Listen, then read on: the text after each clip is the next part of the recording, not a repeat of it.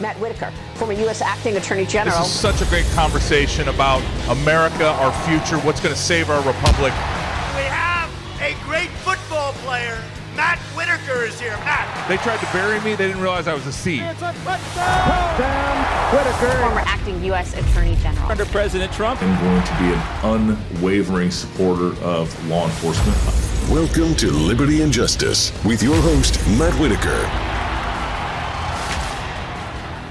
Welcome to CPAC Now. I'm Matt Whitaker. I'm joined by the former member of Congress, Devin Nunes, but most importantly, the CEO of Truth Social.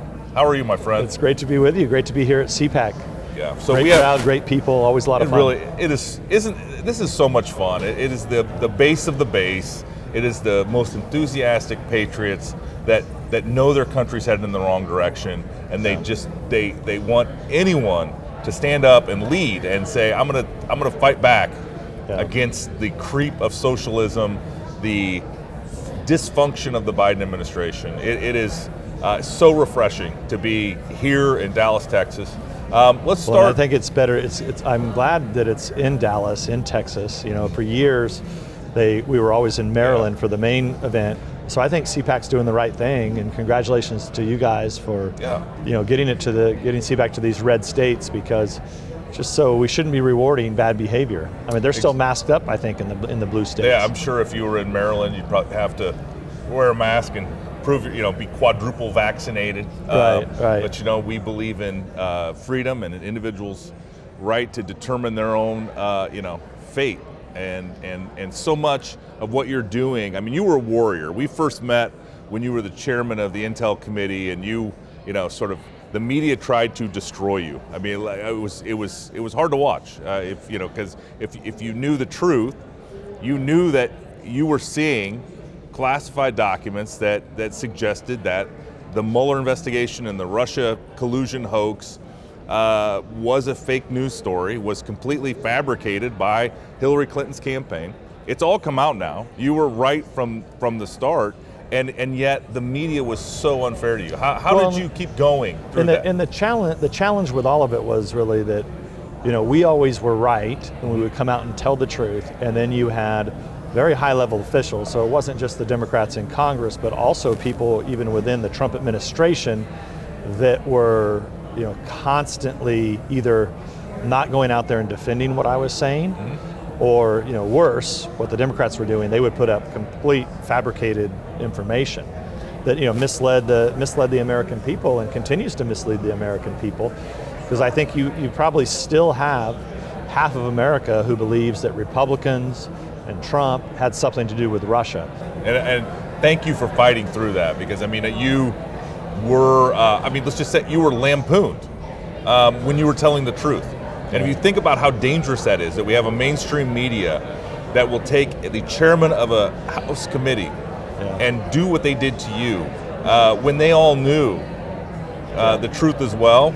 It's so frustrating. But I think the best part about all of that is that a lot of those same freaks that are in the fake news, they were early recipients of the Steele dossier. So many of those people had it. They had it on their computers. Yeah. They had hard copies of it. So they all knew when I was, and they got it in 2016, right? So all through 2016, They know this is being pushed by the Clinton people. Yeah. So when I come out there and say, look, I don't think there's anything to this, and then to get attacked like that, I think that's what's even worse about it, is just the level of corruption in the fake news now, and how they work so closely with the left. Yeah. How hard was it to leave Congress? Look, I had a lot of friends there that I made. Obviously, I was in line to be the Ways and Means chairman, so that was really a tough decision. But as you probably know, as we were talking about earlier with the fake news, what's even worse is when they run the fake news through what I call a funnel, and it ends up onto a phone like this, and then it's just poisoning the American people. So they come up with a fake narrative, they get the news media to talk about it, and then they funnel it through social media. So I had went around the country. First of all, I had written a book in 2020. This was before the Hunter Biden laptop story came out, before President Trump and millions of Americans were kicked off of social media. So I wrote this book called Countdown to Socialism, and then in 2021 I went around the country talking about it. Matter of fact, I was in Iowa, I think, with you at the Faith and Freedom Festival, and I talked about it there. And then when President Trump called me and asked if I would come and run this company, I mean, look, I knew it was the most important issue at the highest level. We can't have a democratic republic where people don't have basic ways to communicate with one another, and like it or not, we communicate with one another over the internet. So President Trump's goal is very clear, which is the same as mine. We're here to open the internet back up and give the American people their voice back, and ultimately people around the world, and that's what we're doing at Truth Social. Yeah, and I'm a very active user, participant on Truth Social, Matt Whitaker 46, and what I've noticed is two different things. One is there's no doubt that conservatives like you and I, there is a suppression through the algorithm of what we put out on Twitter. There's just no doubt. It's just all you have to do is look at the engagement and how similar content does. Right. On Truth Social, and the other thing on Twitter is there's just a lot of garbage. Yeah. A lot of bots, a lot of not real people. Spam accounts. And you saw when Elon Musk tried to take over Twitter, how they couldn't tell him how many sort of fake accounts existed, but there's a ton. And I think Truth Social feels more, at least in my interface with it, more like real people. That the people that are responding to your posts aren't fake. They're real people in Ohio or Missouri or somewhere. And even if they don't like you, I mean, we do have lefties on there. I see that all the time, and it's for someone like myself that enjoys the back and forth. I find that it's much more natural, because and I don't sense that even the left-leaning folks on Truth do the ad hominem attacks. On Twitter it's just it's violent, it's vile, it's gross. Yeah. What they allow people to say to people like us, but on the other side, they'll knock you off the platform. Well, and I just remind people too that, and I said this from the very beginning, a lot of people associated President Trump with Twitter because of tweets. He was one of the most popular guys on Twitter. But we don't want to be anything like Twitter, because most Americans really aren't on Twitter. But I'll tell you where so it's irrelevant. I think Elon Musk is showing that. Yeah. It's just a global PR wire for celebrities and woke corporations. Exactly. And they suppress people, but it's not a place where everyday Americans are on. Mm-hmm. Now, where they are on, that's more concerning, is they are on Facebook and Instagram. Yeah.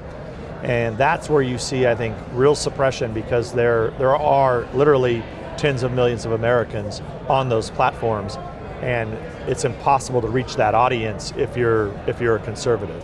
For most conservatives. Yeah. And even if you pay and play the game, they still exploit that from what I can see. It's really and the fact that Facebook and Instagram were allowed that Facebook was allowed to acquire Instagram, I think was a huge mistake for the regulators and antitrust, because if you think about the dominance of that, of that Facebook has, of whatever, you're in the social media game, so I don't know what you would call that, but let's call it pictures and people. Yeah, it's a little different than Truth, a little different tone, but it's just, I think those, if they competed, it would be better. And if you notice what we're trying to do, we're trying to take the best of all the platforms at Truth Social, and we're building them all into one. So the reason that you feel your feed is kind of more normal is because, number one, we don't have an algorithm in the feed. The timeline's a timeline. If you post at 7 a.m. and then I post at 7:05, somebody logs on, they're going to see me, in that order. Then you. So we don't have any algorithm there. I think in addition to that, we're keeping the bots off and the spam off. So there's just, some get through, but look, we're 99.9%. But that's got to be a daily battle, right? Just all the accounts that are signing up and trying to determine who's a real person and who's not. How do you do that? I assume that there's very sophisticated ways. There's a lot of sophisticated actors, bad actors, who are trying to get onto the platform, and it's the main way that we do it is we have two-factor authentication. Yeah. So you have to have a real phone number and a real email in order to get on, and that's to protect you, the user.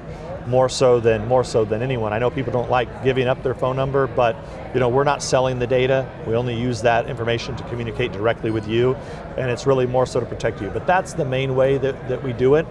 So you're not allowed to create multiple accounts. A lot of people will use one email on these other platforms and get 200 accounts that they'll sit there and run, and they'll get paid to run it. I mean, that's the bigger thing, is that these social media, these tech tyrants, they've been allowing sophisticated operations to run where they have these actual bot farms that, and the reason that I figured all this out, going back to during all the Russia hoax and the Ukraine impeachment hoax days, is I would put up a statement, something, hey, here's something that you should see, and then immediately I'd have hundreds and hundreds and hundreds of attacks, people attacking me, and then you would notice like every fifth one, it was the same exact thing, different account, but they would say the same thing. Exact same comment. Yeah. So that's how they, that's how they did it. And look, at Truth Social, we don't want to see that. We don't want that to happen. When do you? Obviously, it's a for-profit business, and you guys want to make money. Is there going to be a time when advertising on Truth is as natural as sort of everything else that's on Truth? Or? Stay tuned. It's coming soon. It's coming soon. Yeah, we're gonna be getting up advertising in the very near future. There'll be some announcements on that.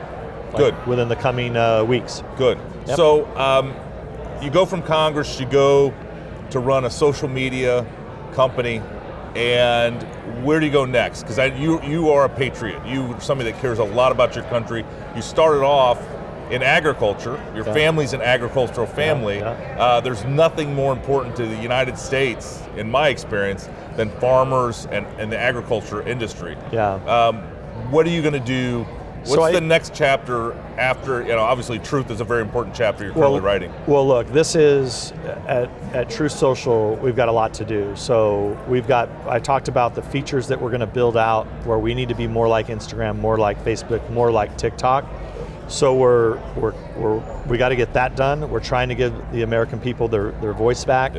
So, and that's a mission. Also, part of the objective of our company is when I say open the internet, that's not just social media. So we're going to be looking at other opportunities.